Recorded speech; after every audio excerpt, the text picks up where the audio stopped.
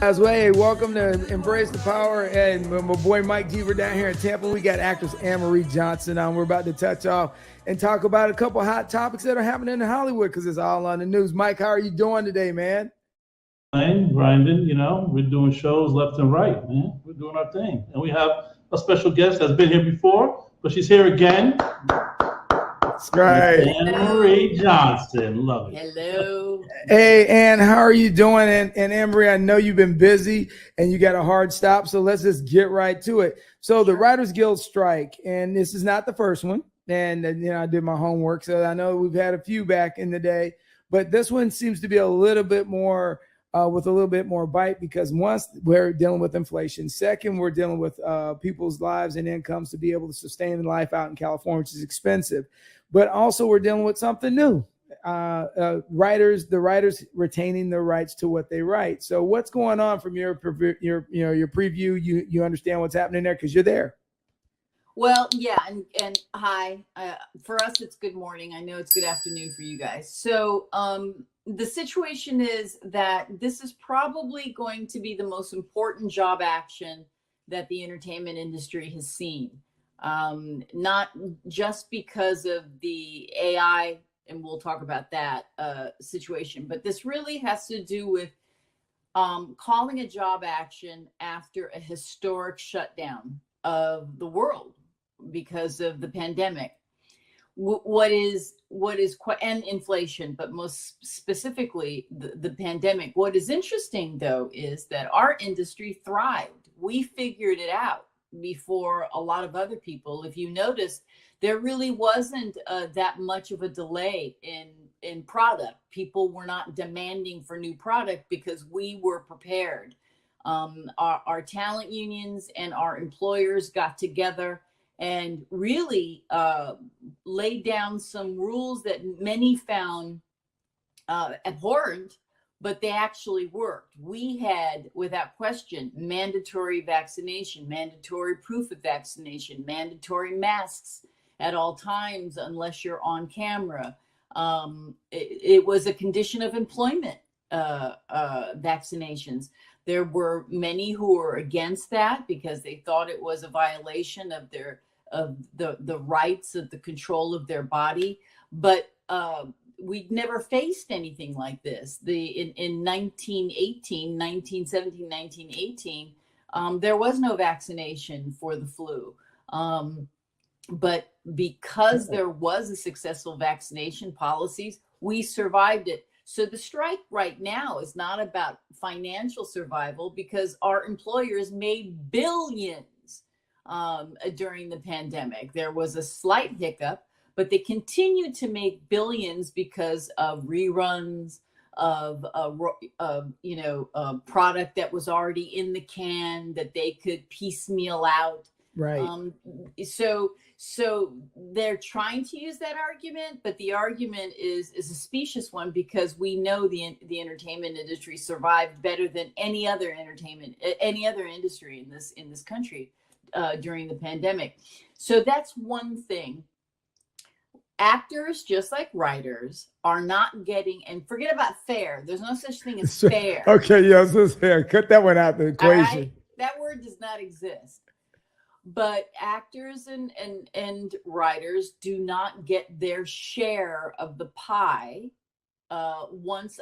during the production of a product, and once the product moves on to other distribution platforms. Right. And that's where we find ourselves. And the Screen Actors Guild, which I'm a national board member, SAG-AFTRA, we start our negotiations on June the 7th. So it's going to be a very rough time of it, but I'm 100% in favor and in support of the writers. And, people talk about, if it goes on too long, it's not about going on too long. It's about getting what we deserve. Right. I mean, I think the struggle is, and even historically with the strikes, is that people forget that quality of life does matter.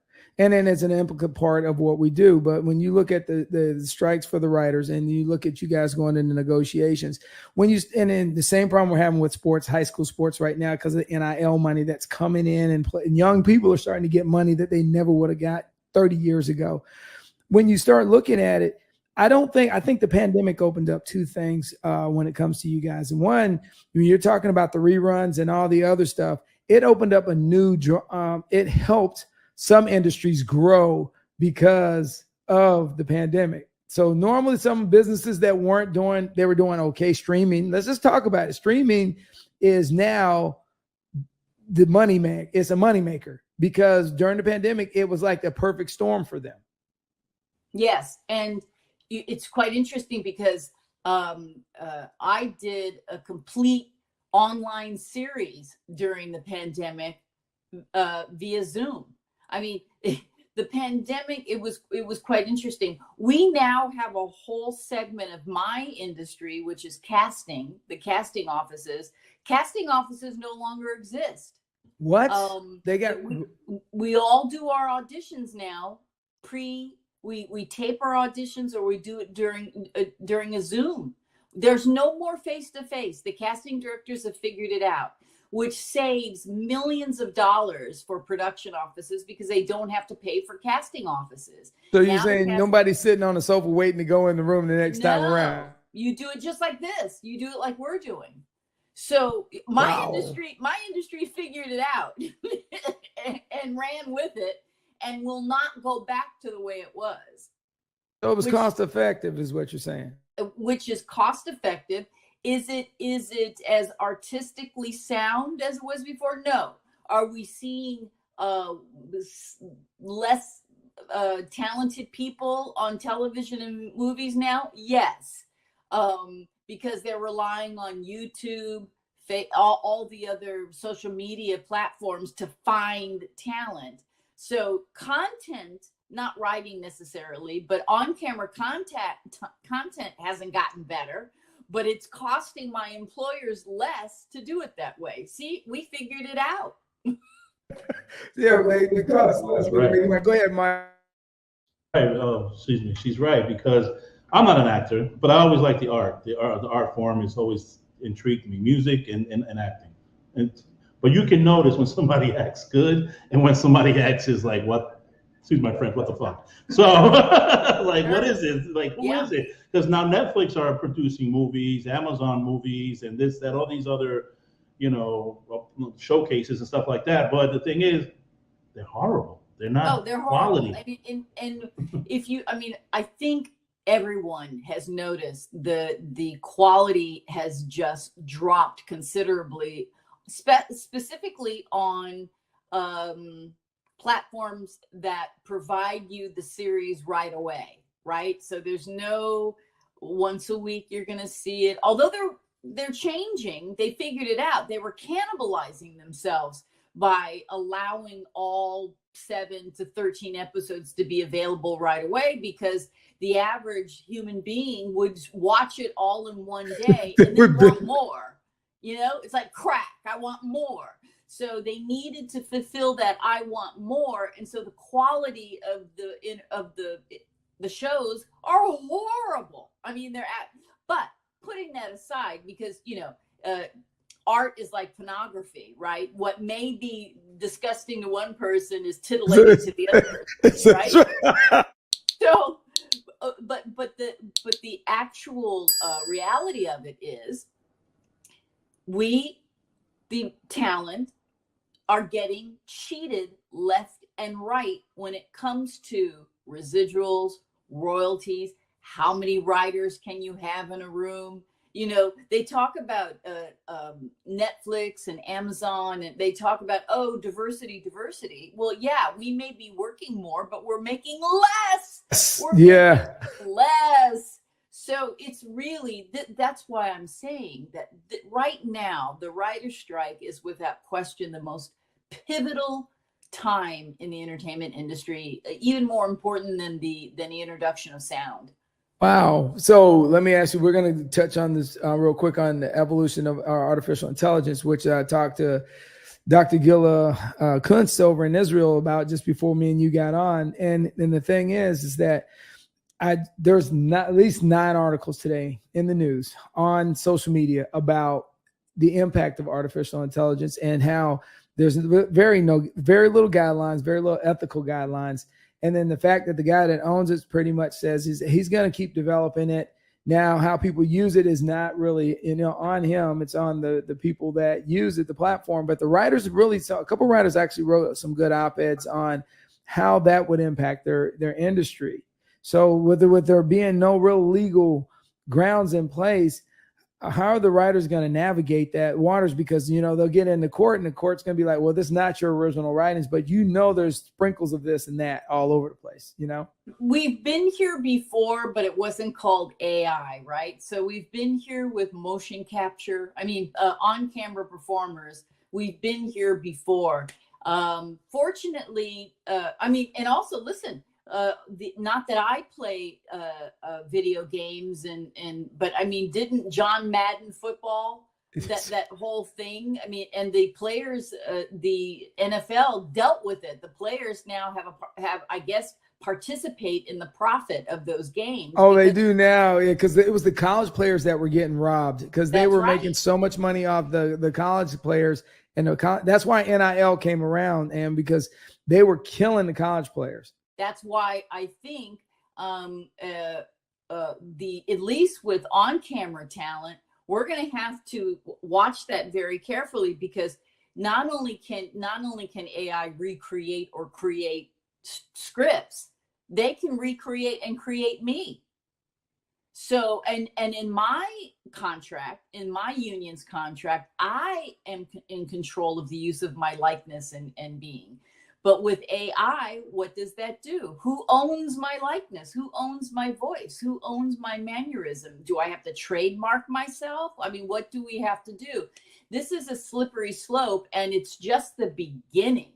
I have a feeling that our employers have already figured it out, and we're really going to be behind the 8 ball unless we all get together, writers, actors, directors, get together and stop it now and start the financial participation of right. it. Because NIL is talking about their likeness, because financially it was, they were making profit and the college players were not making any money off it. So financially it was killing the college players on them not being able to profit off their likeness and off their looks and off that. So let me be really clear with that. So they were taking the money to the bank, and the players were literally being just, their likeness was being used for somebody else's profit.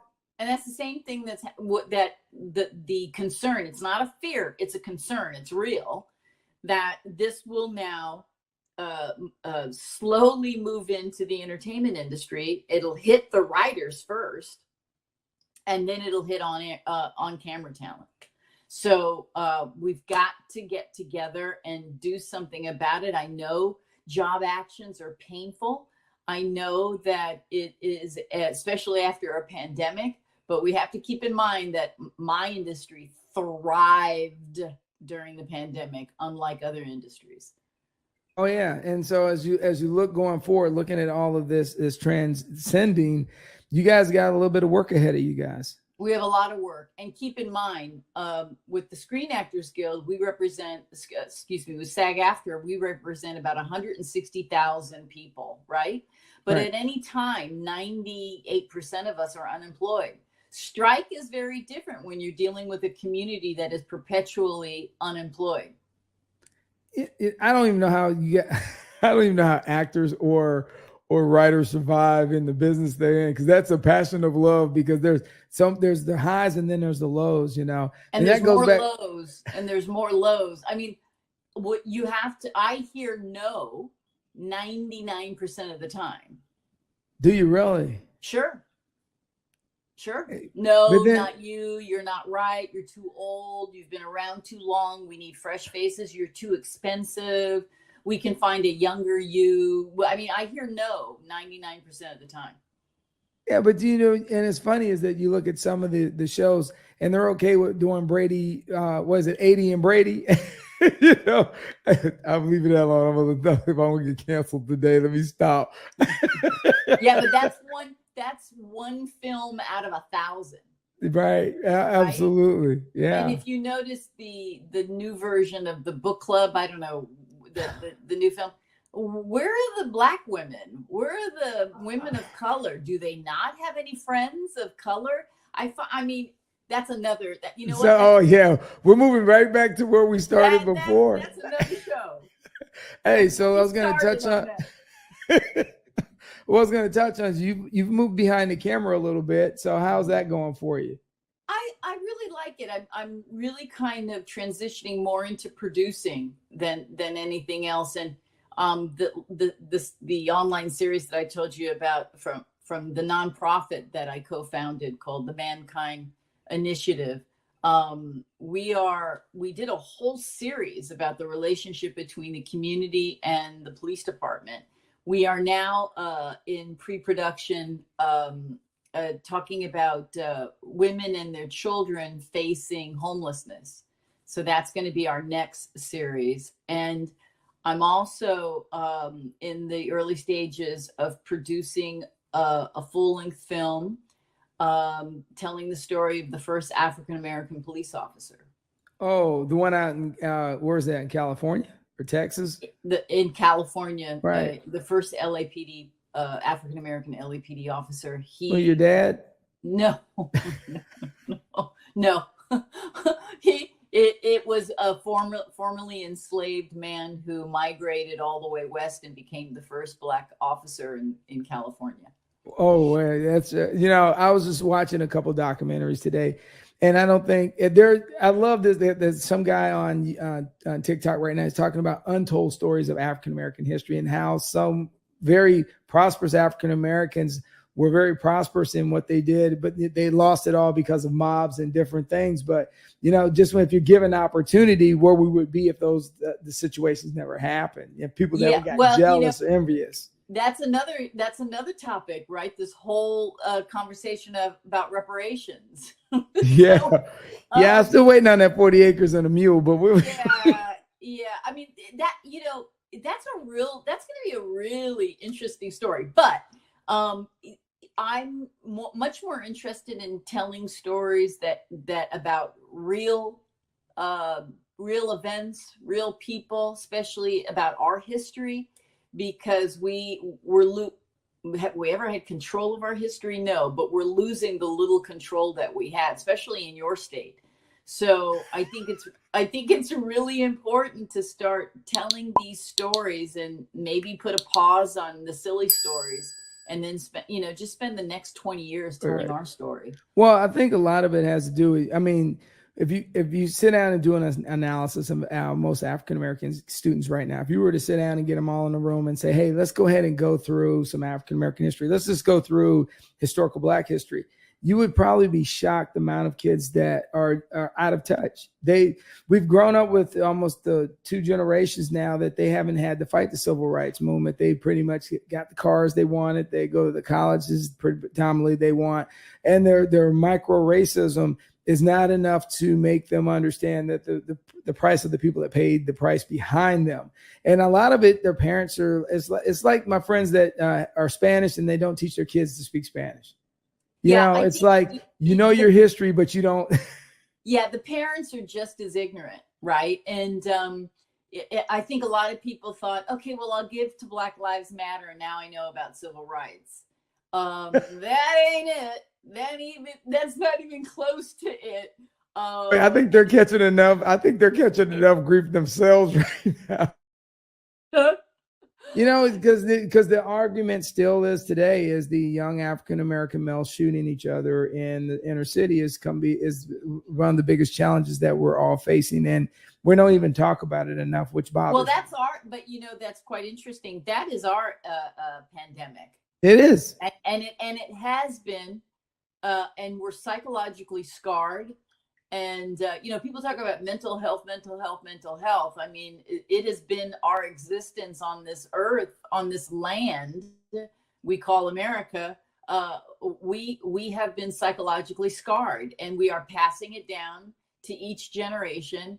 And, forget about reparations. I think every single African American should be provided therapy and counseling and life coaching and free education. That would satisfy me. Okay, thank you. I don't need the 40 acres and a mule, but I would like everyone to have access to a qualified therapist, everyone have access to either, a junior college or 4-year university education at no cost whatsoever. And, and for the health of this entire country, I'd like to get rid of every single weapon that is not necessary for one's immediate safety. Is it really that difficult? No, I posted on my Facebook. I'm going to probably catch hell today because I posted on my Facebook Finland versus the United States, and they were talking about that they don't allow taxes to be paid towards education. So all kids have to go to the same school. So there's no private schools really in Finland. And they were explaining why is because they wanted to make sure that everybody is friends with everybody. And so there was a lot of really positive cultural things that I saw from their output in Finland. So you're absolutely right. As you start looking overall at the things that we need to do better in the country, that has got to be the tipping point for us. And an inflection point is that at some point we got to address our own problems. But people are more concerned about, is Kanye making new socks? I mean, who cares? He's an anti-Semite. He's self-hating. He's self-loathing. He needs mental health intervention. So, anybody that dates that side of the family doesn't come out good on the other end. I think the Kardashians are like Dracula, man. They get into you and your whole life is fucked. They're witches. They're witches. hey, because I see the number that they said, I hate to say it, Chris Rock was on point to some degree. Yeah. Well, listen, I'm in no mood of getting slapped, but me neither. So the last thing I had to ask you before you get out of here, because I know you got to run, is all right, why are they making so many remakes of good movies and they're going downhill? Because the eyeballs are guaranteed, right? Because people are going to go, oh, I grew up with that. Oh, I remember that. So the curiosity is guaranteed. And listen, the history of the entertainment industry, we have always done remakes. We have always done reboots. There's very little originality. Something, something has been remade. Some movies, some series have been remade, or it's an iteration of another. I mean, there's really very little originality out of our business. And historically, it's always been like this. But the tent poles and these reboots, it's because those who have the job to create content have become exhausted and lazy. And it's just so easy to say, hey, let's reboot, you name it. White Man Can't Jump. That's the one that's out there right now. Reboot. Oh my God. Okay. So replace Wesley Snipes and Willie Harrelson. It's like, it's like was something. There a great demand for another version of that? No. Also keep in mind, these studios and networks are rebooting product that they own. So, it's kind of like, well, Sony wants to reboot a series that they did 15 years ago because they own it. Yeah, they're trying to make this greed. There's a lot of that going on with this too. I wish they would come on. I'm still available. Let's do In the Heat of the Night once again. I mean, it's really quite silly. No, you're right, because I think it's greed to me. What my vision sees is greed, and they're just laziness, and they just want to make a quick buck. So I don't understand that. Once again, there's Netflix, Amazon, Paramount Plus, and all these other people that they're swimming in money and don't want to pay the creativity of it side of it. Listen, when a series is done for Hulu, let's say, the writers and the director and the producers and the showrunners, they may get a nice chunk of money, but everyone below that, I mean, the actors get you're allowed to pay California minimum wage sometimes in these streaming projects. Really? And then when it reruns, it has to rerun 100 times before you get $27. Wow. So the whole system was made to cheat the talent. And that's why the writers are sacrificing their careers to help rebalance the divide between those who have and those who have not. Wow. God, that's a really, lot to chew. It's tip money. I mean, listen, am I digging ditches? No. Am I fighting fires and helping people on the streets? No. I'm just a stupid actor who's hired to entertain people. But I also would like to have disposable income to help charities, to help my community thrive, to go to my local supermarket, to be able to drive a car, to be able to have a good mortgage or rent and afford it. My well-being helps a lot of other people, and that's what capitalism is, right? So why, Right. just because I'm an actor, why should I be left behind because of the greed of others? It's the typical American story, and thank God we have the right to strike. I'm not fearful of getting my head bashed in when I'm walking the picket line. Like a lot of other people, lives are threatened. But the people who came before me sacrificed their lives to give me the right to strike. That's correct. That's correct. I mean, I remind my students every day. I said, the 3 boys in Mississippi, I gave some awards out this year with their names on them. And they're like, why'd you give us? I said, because these guys sacrificed so all of us could be together in this room. I said, the civil rights bill was on the edge of not being signed until they passed away. And then the pressure from his wife, one of the his Schwartz's wife, and then the pressure from somebody else forced their hand. And I said, and the thing is, sadly, is they should have never had them enforced. No. To sign. Well, listen, no good things that help mankind should be forced, but we have so much evil in the world. I'm a woman of faith. I know that righteous will win out, but there's so much pain in between, right? We know that the former Marine in New York who killed that young man will eventually see justice somehow. Right. maybe, but at the end, those who are righteous will win at the end of the day. But we have to go through a lot of pain to get there. We can't give up. We can't call uncle. We have to fight for what is right. And that's what these strikes are about. Oh, no, I agree with you. I mean, listen, I'm a gun owner and all that, but the school shootings, I'm just, as a teacher, I'm honestly, look, I'm over it. I am so far over it when it comes to assaults on children with lethal weapons. I am so over it. And at some point I'll be here. I could be here all day, and I know you got to run, but that right there to me is we're sitting at a level of stupidity in this country that I can't even wrap my arms around. It's a level that we certainly have never seen in those of us who are of a particular age. Right.